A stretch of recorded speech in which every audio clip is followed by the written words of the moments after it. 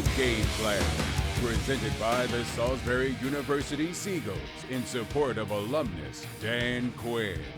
Welcome into the Game Plan with head coach Dan Quinn, Logan Paulsen. I'm your host, Bryan Colbert Jr. And we are here in the Big Bear AI Command Center studio. Coach, we appreciate you taking the time with us because we know it's the bye week. Yep. How do you plan to make the most of this time? You know, first things you want to make sure you can check in. Where are the guys at? Where do we do to get the things to improve upon? At this point, everybody's depleted. How do we replenish? Get the things that we need so we can absolutely go after it. Upon return. And so you want to make sure you identify things, Brian. That this is what we got to get done over these next 6 games, and work like hell to go do that. And so, what's the schedule look like? I know every coach kind of has something different. They get 4 days off, 3 days off. Some people don't get any days off. It's like you kind of break it up so they can't travel too far away or whatever. Yeah. How did you guys do it? Did they get some time away? Yeah, for sure the players need it. Yeah. Sometimes it's mentally, sometimes it's physically.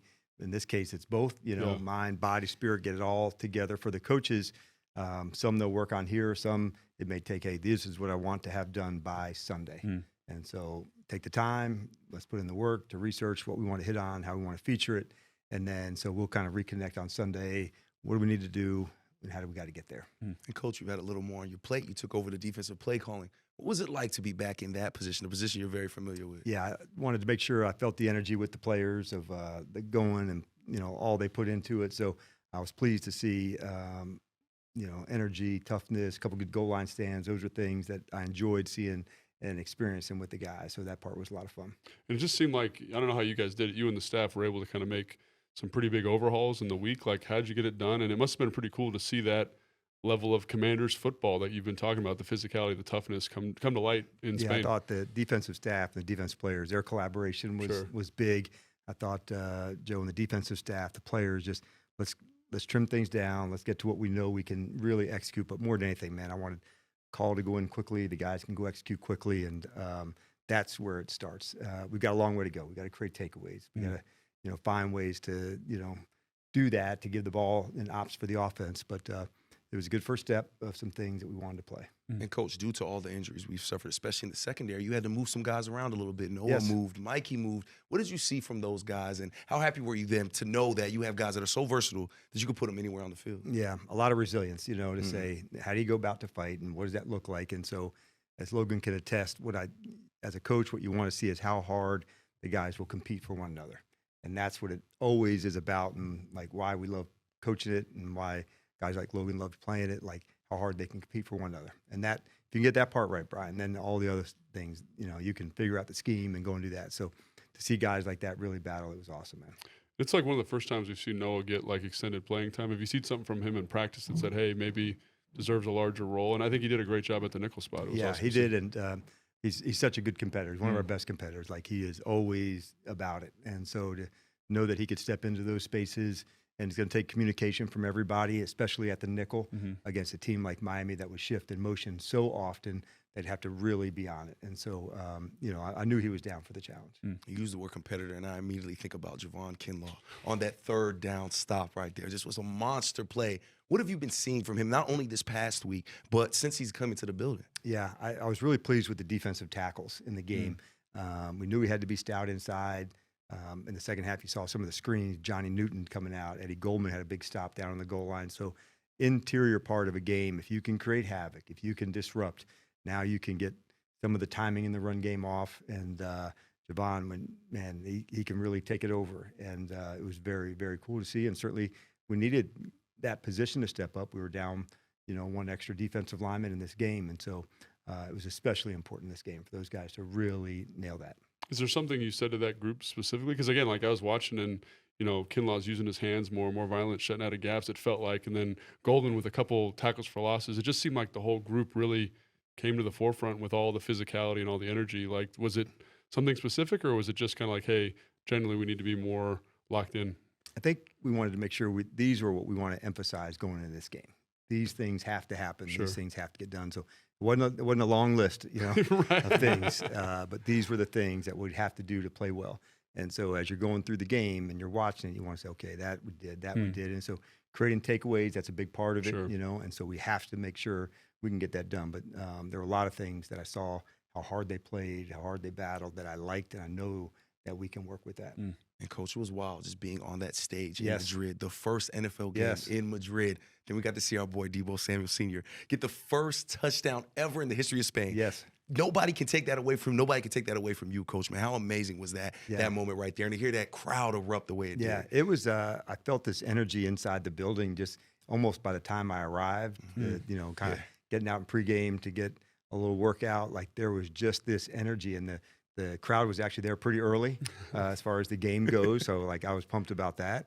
Our hotel was only, a block or two away, so you could feel the energy around it. And it was really cool, man. So they picked the right city. And like there'll be a lot of games, I would think, in Madrid just based off the enthusiasm, the energy that the fans brought. It was such a unique sports culture too. Like I always think of it like we did a couple events and just the fandom was incredible, and like the way they got down for the game was like it was really cool to see. And like the city had just a nice vibe to it about things, and so you can tell like this is a country that loves sports, man. They just do, and that was easy to see how they got behind the teams. And so there were a lot of Commanders fans. We might have been the visitor, but I don't know if we were the visitor, and so that was really cool for us as an organization to feel how much burgundy and gold was there, because it did not feel like a road game for us. Coach, Logan learned how to dance flamenco. I did, He looked pretty graceful up there, as you can man. imagine. I tell you. Hopefully I never see that. But you and me both, man. We'll run the clip now. That's a perfect example of like doing some things that you would never normally do, and just enjoyed meeting the people there. Got to practice at a different spot, and so just seeing different environments and different things on different days of the week. It was just really cool, man. And it was crazy to see the young players, right? Because I talked to Chris Rodriguez, and I believe he said this was his first time out of the country ever, maybe the second time out of the country. Then he goes out and has a career game on that stage. A guy like Chris Rodriguez, I feel like he really represents what Commanders football is. Can you talk about him a little bit and how no matter when you call his number, he's going to be ready? Yeah, he is definitely, for sure ready to get down. I know a coach that was first time in Europe at the game. Oh, wow. Yeah, you're talking to him. Oh, wow, really? Congrats, it was unusual and good. But speaking of Chris, like he does embody like a warrior spirit. That's what a commander is to me, is a guy who's warrior, like absolutely ready to get down on a moment's notice. And he is always up for that challenge. And tons of respect for him and his game, and to see the run game and getting him going in that space, like it was very cool. And it's interesting because like not only the running backs but the tight ends. Yep. Brandon Coleman is that big kind of blocking Y.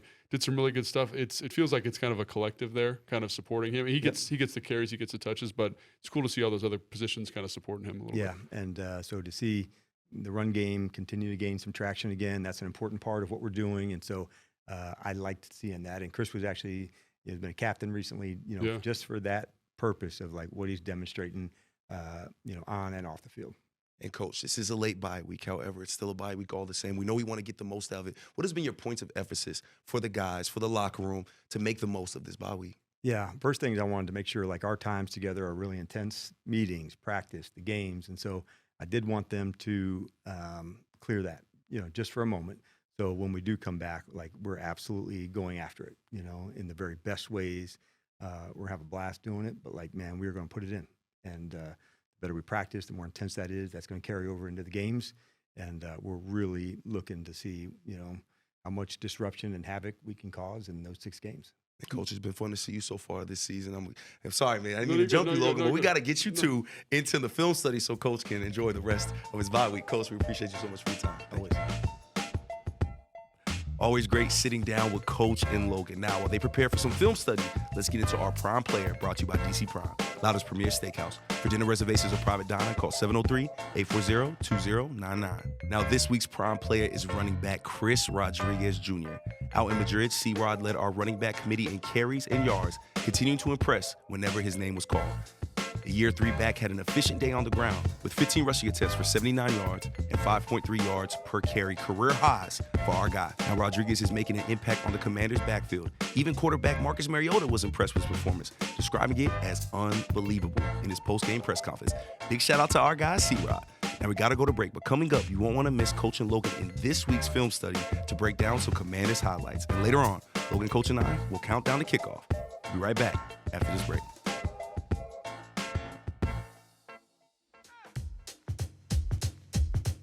The Game Plan is presented by the Salisbury University Seagulls in support of alumnus Dan Quinn. And by the Maryland Lottery Fast Play Games. Play fast, win fast today. Please play responsibly. Welcome back into the Game Plan with head coach Dan Quinn, presented by Salisbury University. It's time for Film Study, sponsored by Salisbury University Seagulls in support of alumnus Dan Quinn. Take it away, Coach and Low. Coach, waiting for some of our gear to get back from Madrid. So I like this mic setup. You like it? Yeah, it's awesome. Okay. Man. Old school, a little bit of new school mixed in with the videos. So yeah, we'll get the whole thing rocking. We'll get it right. Okay, so here we go. I think there was a lot of positive things to take away in terms of defensive execution, and we started with this one, which is a sack by our guy Jones down here at the bottom. It's really just a nickel pressure, Coach.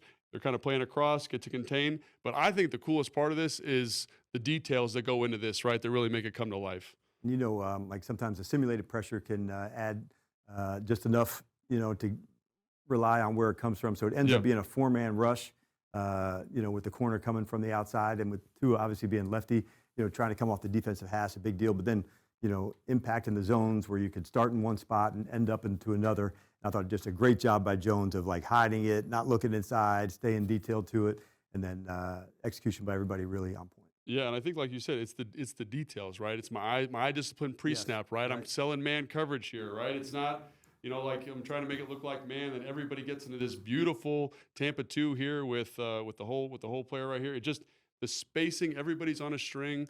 Seems like he practices quite a bit, Coach. Yeah, this was a big third down stop in the game.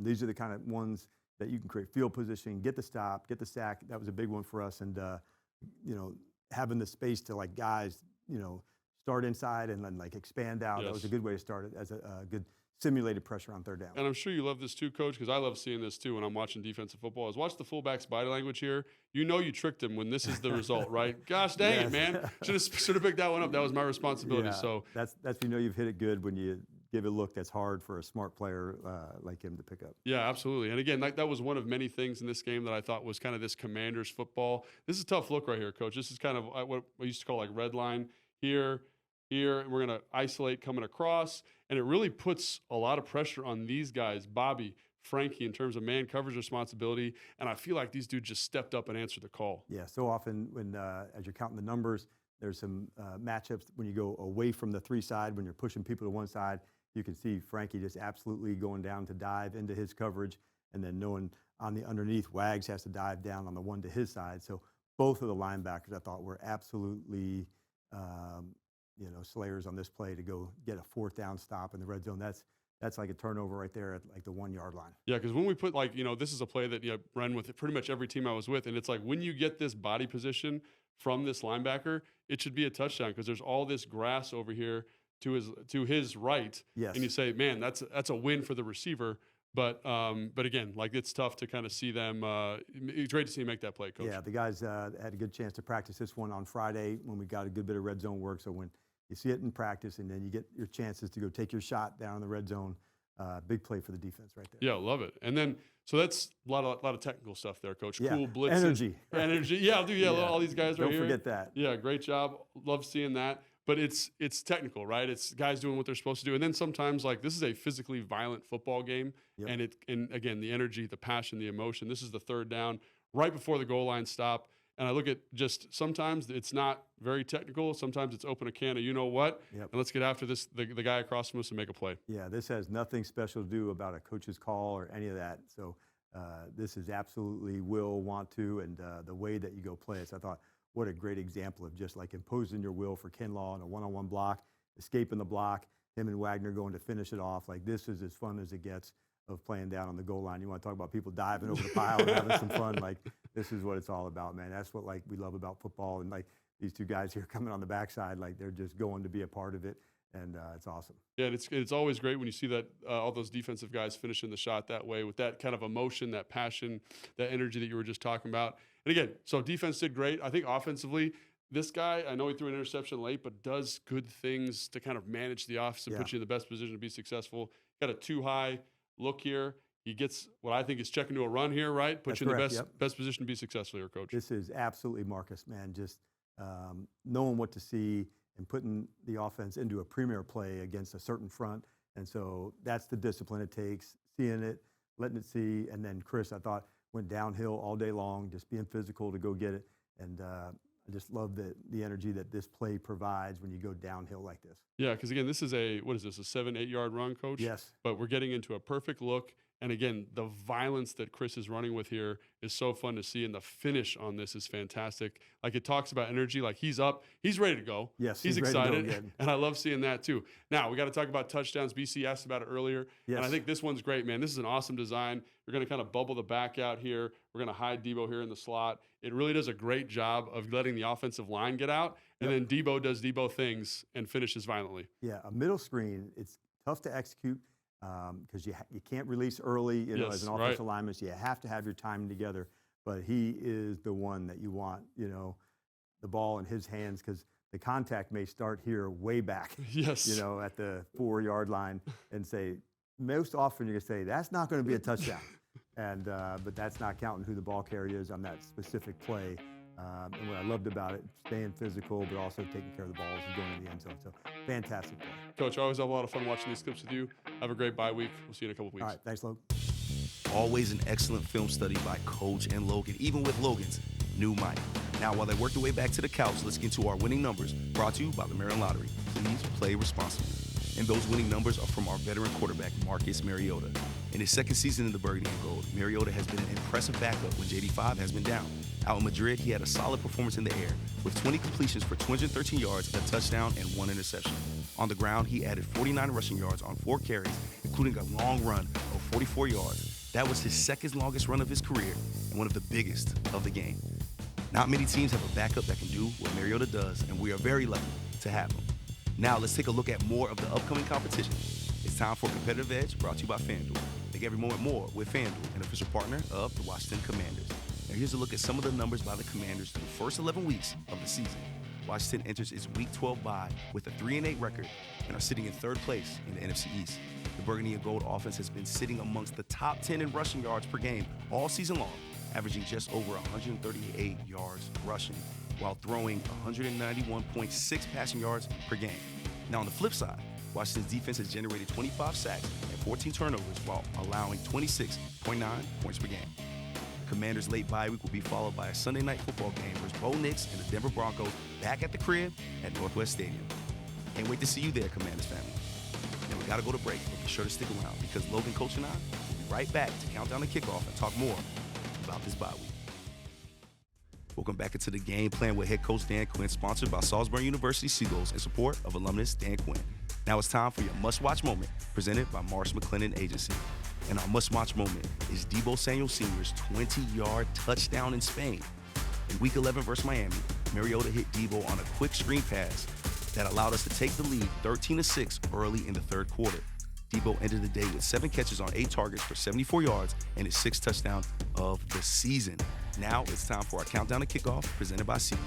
The most disruptive idea in ticketing, a ticket that works. Expect the expected at SeatGeek. Coach, we appreciate you so much during this bye week. You talked about wanting to look at those points of emphasis that you want to talk to the team about and attack. Can you elaborate on some of those points of emphasis that you're looking at? Sure. I think when we start on the defensive side and, like kind of give you 3 on defense, 3 on offense. So first thing, the ability to create some takeaways. That's such an important part of what we want to do and how we want to play. So continuing to make that part of our thing. I want the perimeter of the defense on the run game. I really want to attack that to shore that up, our edge setting, the outside run game, so we can really dig deep onto that. And then the last piece for us, can we find different ways to affect the quarterback with pressure, some with disguise, some with zone pressure, finding different ways to really make the quarterback feel us. And it won't be an all one way, just with a 4-man rush. So finding the different ways that we can go do that. If we do those things better, I think those will lay a big, mark of improvement on defensively. Offensively, I like where we're headed in terms of our running the ball and our play action passing. So more cowbell, more downhill on the run game. And so let's lean in harder onto that spot because we've got different packages, extra tight end, different personnel groups. But I felt like we're gaining traction on that, Logan. So I want to see that ramp up. 3rd downs, I want to make sure we spend the extra time onto that and then continue, can we get the red zone efficiency like we want it? But those would be 3 things. Running the play action that goes with that, some specific 3rd down markers, and then extra time down the red zone. So those would be, at the top of the pile for us heading into it. And then with the third down one specifically, that one's tough because you need a lot of reps. You need some continuity. Yep. How do you kind of manage that with all the adversity you guys have faced on the perimeter specifically? Yeah, the continuity may not be there from the players, but the concepts can. Sure. And if we can get the concepts over and over, then maybe you can plug and play a little bit when we're adding players back into it. But let's get these concepts down, come hell or high water, and this down in distance and timing of line, tight ends, receivers, quarterback, and then plug and play as we add people into that too. Love it. Coach, we appreciate you taking the time, even during your bye week, to pull up on us. Commanders family, this has been the Game Plan with head coach Dan Quinn, Logan Paulsen. I'm your host, Bryan Colbert Jr. We'll catch y'all next week. The Game Plan, sponsored by Salisbury University, was filmed at the Big Bear AI Command Center studio. Big Bear AI offers mission-ready AI for a rapidly evolving world, proudly protecting the Washington Commanders and its fans.